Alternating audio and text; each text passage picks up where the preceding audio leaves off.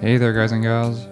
This is part 2 of our interview with Matt Difebo. Make sure to go back and listen to part 1 if you haven't done so already. As always, make sure to subscribe to the podcast and check out our Halloween contest. The link is in the description there, so just click that and you'll be guided through the rest of the way. And now for the rest of the interview.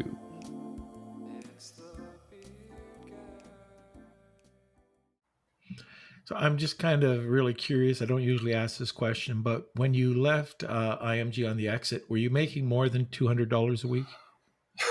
yeah, definitely was. Yeah. Okay, good. Yeah, it was a fun time in my life for a guy that grew up in Berwick, Pennsylvania. Yep. Awesome. Kate, let's talk a little bit about what you're doing right now. I've launched FanSummit about right at the start of this pandemic. Really, is when I officially to the public put it out there. But I've really been running it for about a year, and I actually tried to do this a couple years ago with a group of partners, and we were close. We were on the cusp of launching the business, but it kind of morphed into an online gaming company. And we got big time people involved, some big time egos, if you will. And everybody had, towards the end, started to get a little different vision of what we were to become. And it just kind of unraveled from there. And sometimes that happens. But along the way, I just learned a lot. Once that kind of died down, I just launched FanSummit with the same vision without the sports gaming and online wagering piece, although that is a very cool part of the industry. And so that's what I'm doing now with the FanSummit. But we're open for business. Before, it was a concept that I was trying to build and put together, do a roll-up, consolidated type company.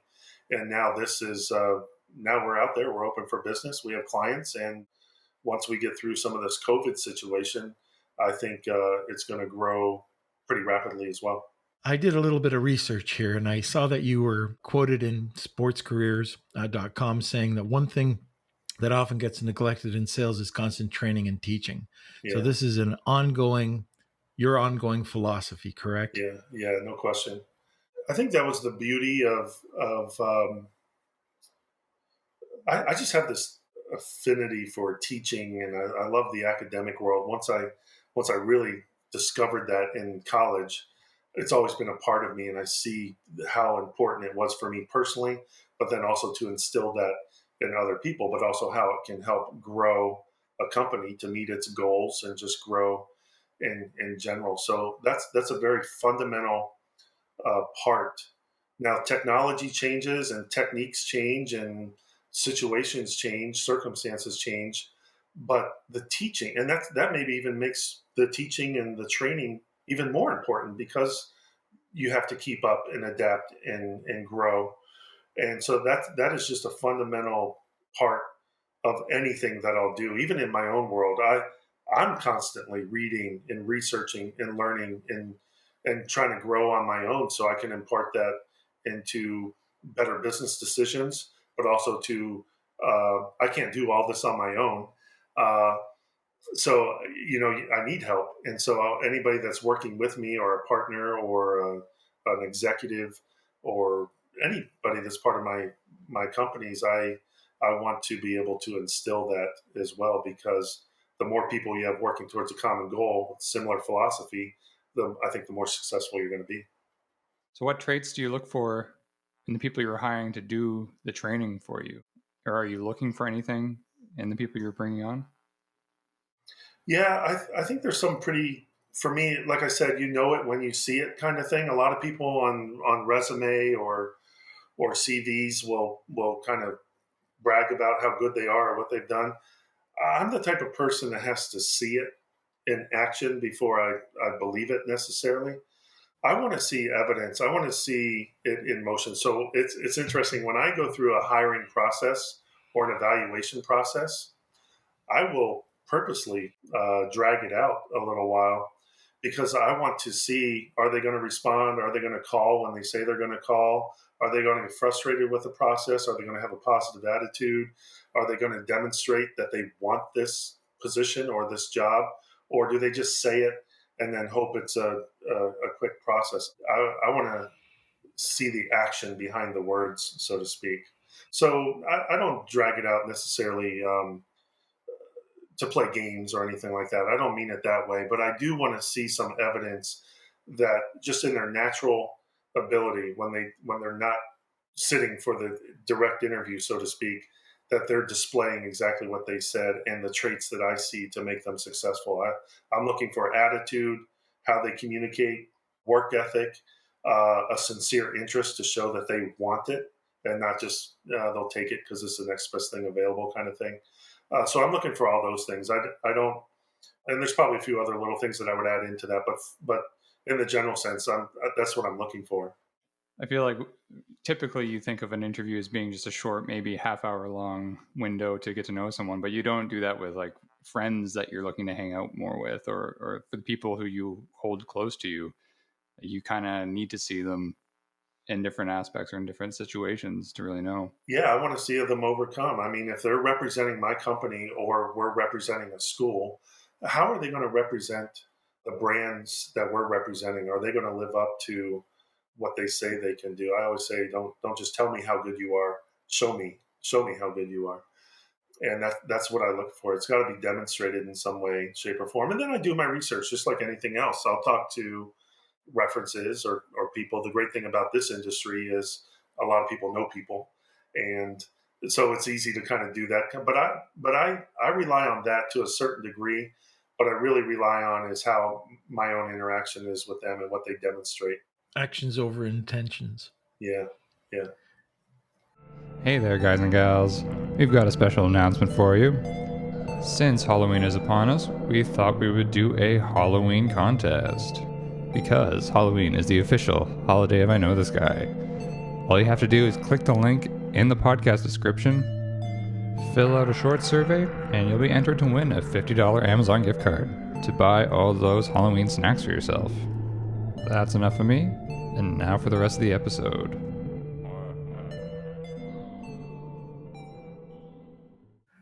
Well, with everything you have going on, I'm kind of curious how you balance out your life. It was tough, when I was with IMG and I was traveling as much as I was. It was tough, but I loved what I was doing. I loved building my baby. I wanted that thing to be so successful. But when I exited IMG, I was burnt out. I was really needing a break from airplanes and airports and hotels and rental cars. So I did. I had an opportunity. I literally got a place on the beach, and I still have it over there in Ormond, and just really just kind of recalibrated and worked on this new vision. Part of that approach was, okay, when I do this again, I don't mind traveling and working hard, and I do love my reward points on the airlines and the hotels because that gets me to Hawaii once or twice a year and things like that. But to really relax, but I was going to find that balance, and I recently got married in November of 2019, and so now it's even more important to have that balance in life. So I I really enjoy my time at the beach and just kind of here the home life, so to speak, and trying to find the right sequence and prioritization of being an entrepreneur and enjoying life a little bit, enjoying the rewards of all the things that I've worked for. Yeah, I understand that you're also a volunteer with the Big Brothers Big Sisters organization. Yeah, I was really involved in that. In fact, when I first got involved, Gerald, my little brother, was 11 years old, and now he is 25 years old, and we still stay in touch. And he's doing some pretty cool things, and he's here in Florida as well. That's just been a fun thing that I've been involved in, and felt that it was important to do to kind of give back, so to speak, and have an impact on someone's life that maybe didn't have the same opportunities that I have, or so many others have. So I really enjoy doing things like that. Yeah, it's one of my favorite organizations. It truly is a win-win. How would people get involved with that? The way I did it, and they do some great things in the community, but just contact the local chapter. And I remember doing it initially. There was a lot of unknown questions, like how does it work, and how do parents feel, and what do you do, and so I had some friends that did it as well, and so I would get advice from friends. But the way I first got involved is it was something important to me. I proactively reached out to the local chapter. I went and visited them here in Central Florida and set up some meetings to ask all the questions and find out how the process works. And then they do a matching process that it could take a while because there's maybe not the demand, or there's maybe way more kids than there's demand adults that are participating in it. So I just worked closely with the local chapter and went through the process and got matched up, and now it's been over a decade long thing for me, and it's been fun. Wow. Yeah. Now, the screening process to get in, it has to be really strict and lengthy, is it? Well, it is, and I would Yeah. imagine in today's world, it's probably even It's rightfully got to be. so. It's Yeah, yeah. more stringent and careful than when I did it back in, I think, initially in 2009 or so, 2007, somewhere around that time. So I haven't been through that process in quite some time, but I gotta believe in today's world, it's they're very, very careful, as they should be. And you have one little brother, Yeah, and that will be it. You're not going on to another person or another. It's you and your little brother or little yeah. sister, correct? That is right. And Gerald kind of aged out of the program, so we just stayed in touch, and we still call it, as part of the program, because it was so instrumental for both of us. But when I was traveling as much as I was, it was impossible. I had two houses. I had one in North Carolina, one in Florida, and I was traveling so much, Norm, that I was at home for 5 consecutive years. I spent less than 40 days a year at either one of those homes. I was traveling like a madman. Titanium. That's exactly right. Exactly right. uh, all right, so we're going to switch over to a different subject. Can you tell us one quote that you live your life by?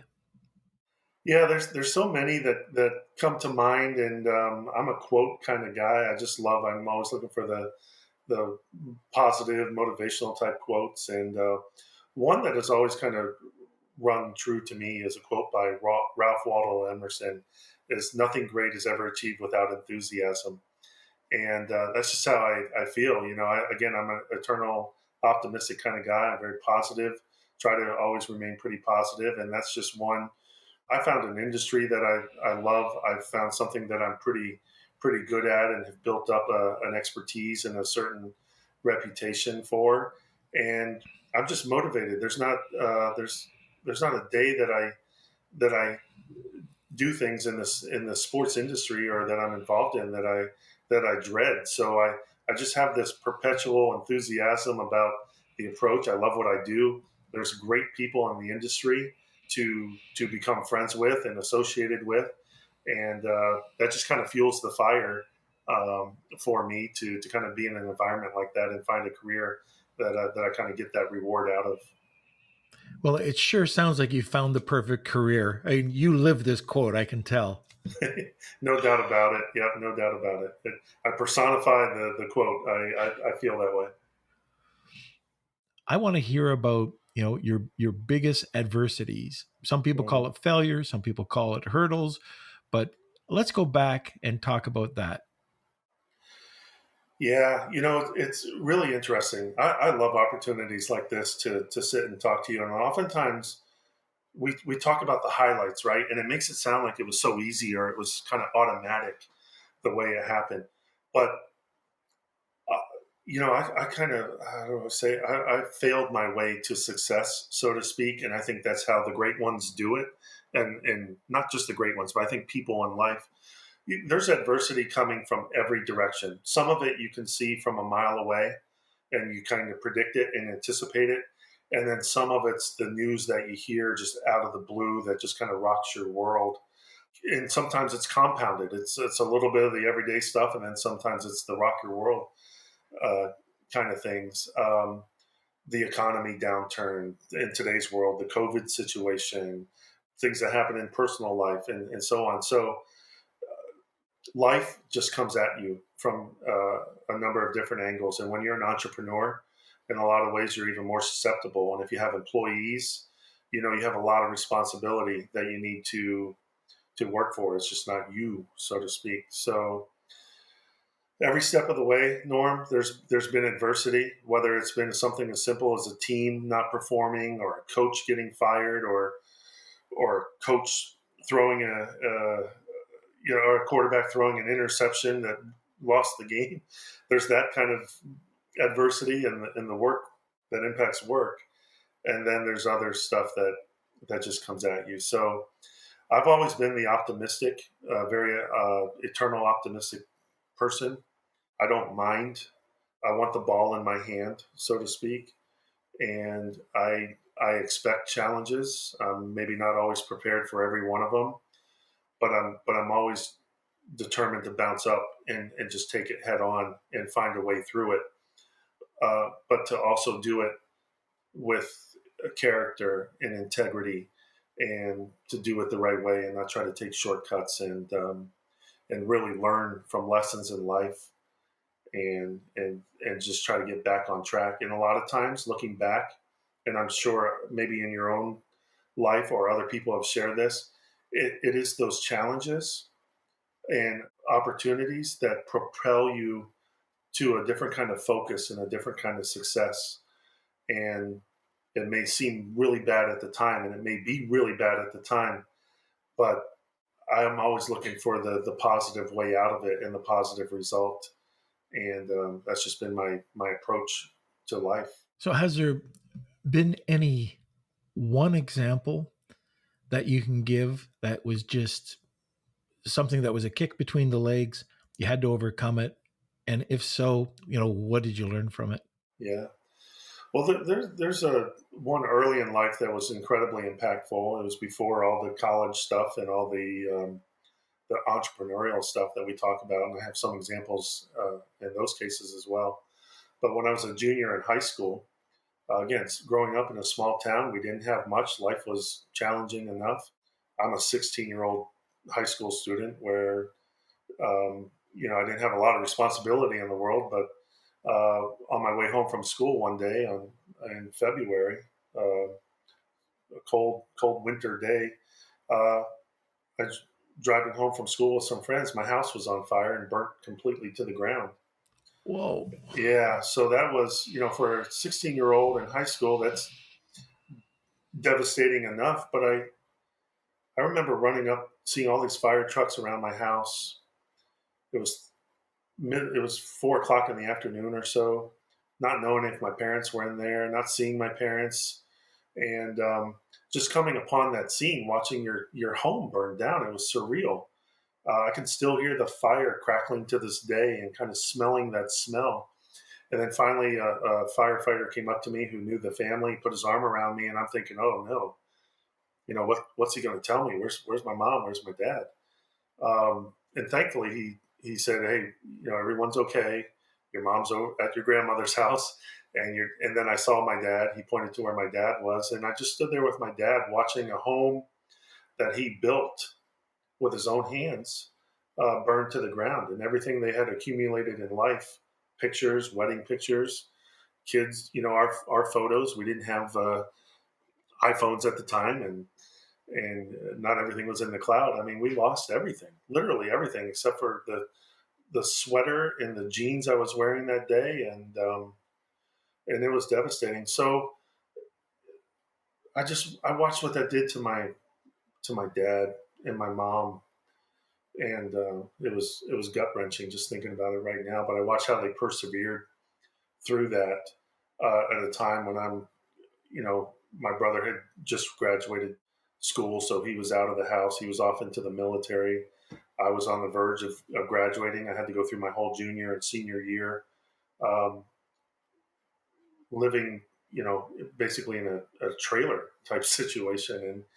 And I watched how that just impacted my parents and how they persevered and still tried to provide for us and get me off to college and so on. So that is one thing that was incredibly impactful at a young age that I just look back on and really have just grown a certain appreciation for not so much material things in life, but experiences and family and just the more meaningful things in life that really truly matter when it gets right down to it.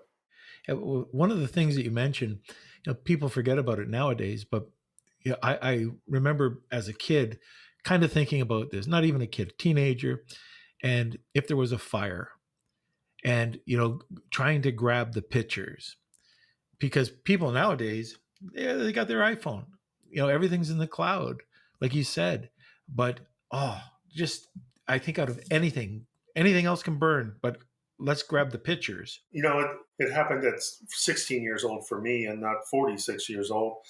As a teenager, it impacts me one way, but just perspective wise, looking back and see what my parents went through, they're really the ones that lost the things in life. I've had a chance to grow a career and build and stuff like that, but it just put life in a different perspective for me, certainly on the material things.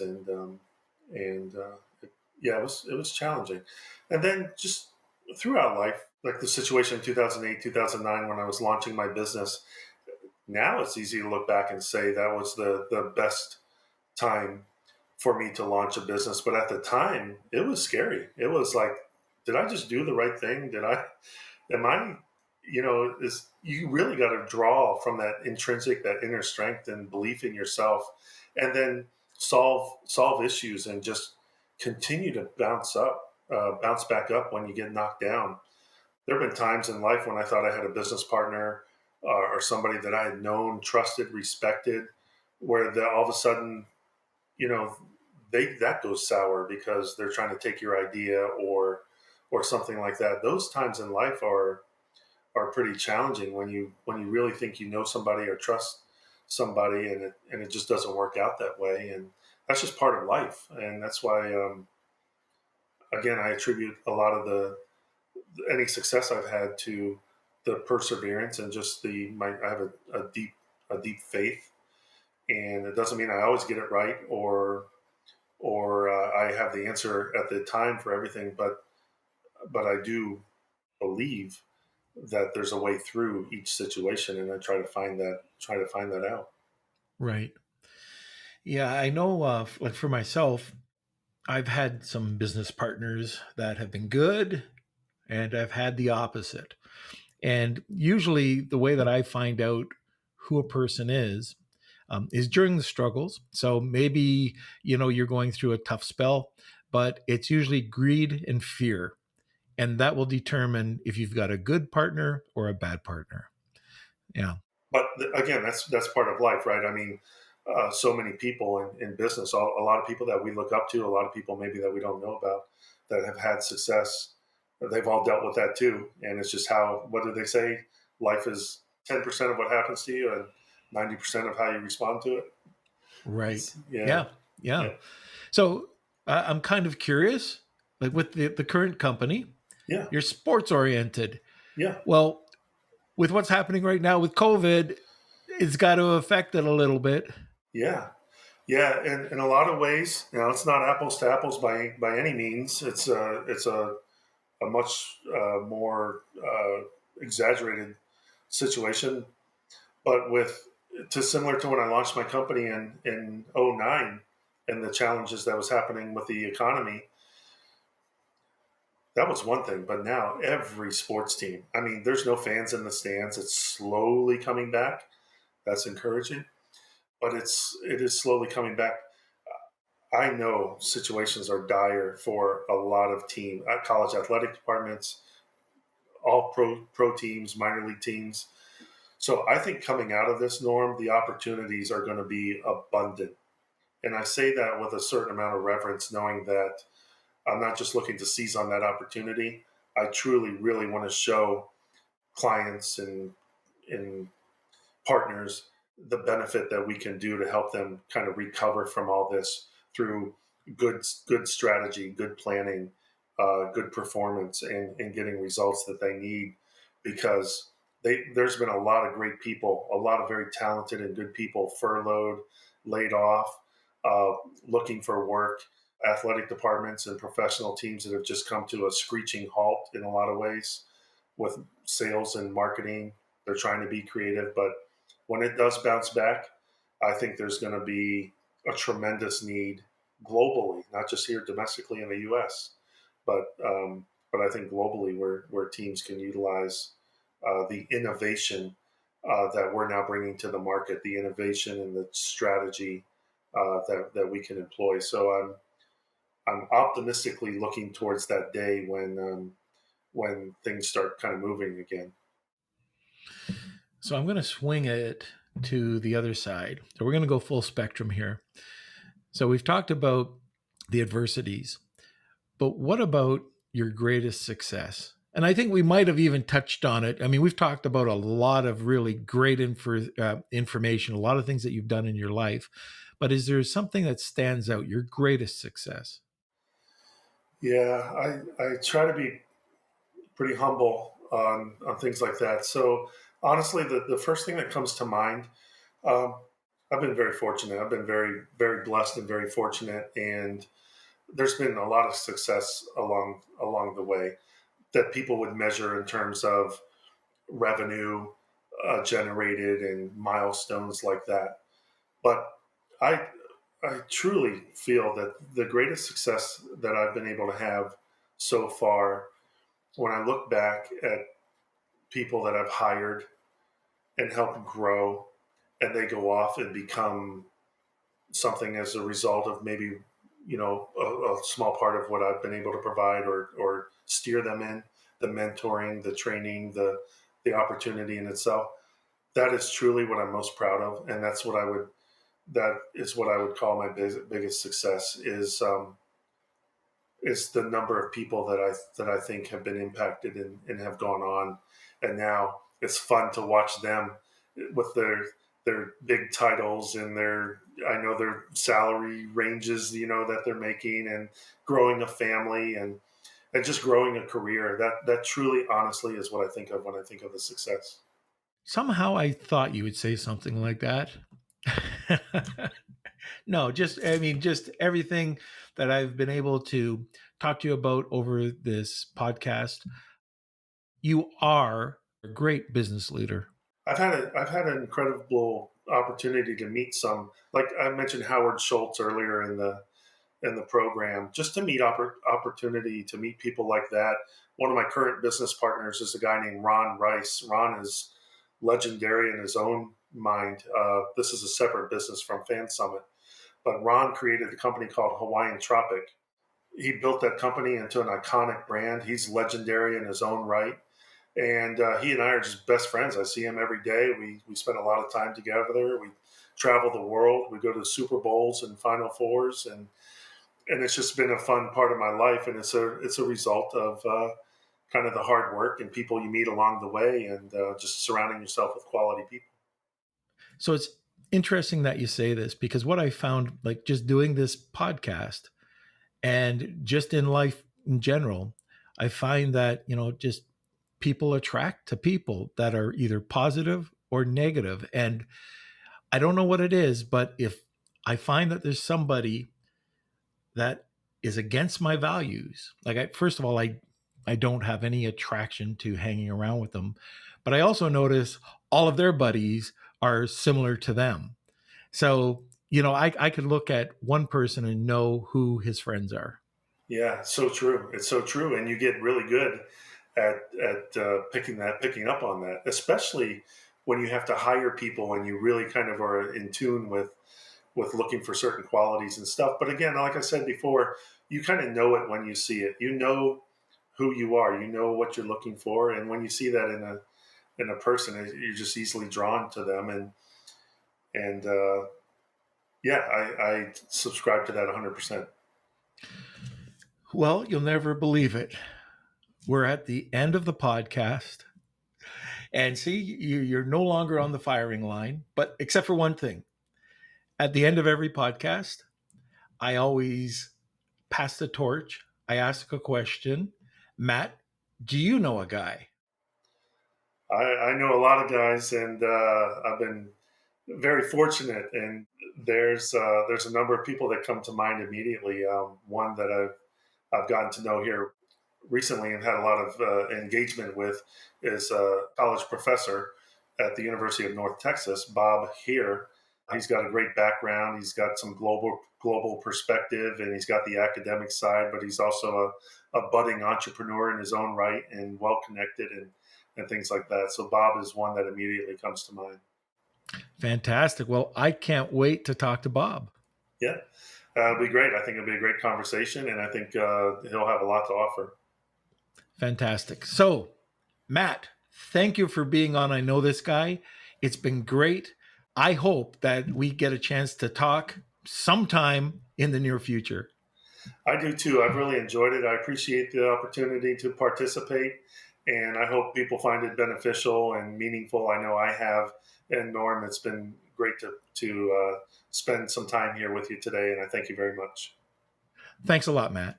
Thank you. That concludes our interview with Matt Difebo. Make sure to tune in next time for our interview with Travis Steffen. Travis is the CEO of GrowFlow. We talk a little bit about his martial arts background, what he's doing in the cannabis space now, and he also packs the episode full of productivity tips, many of which I'm trying to implement every single day since the interview.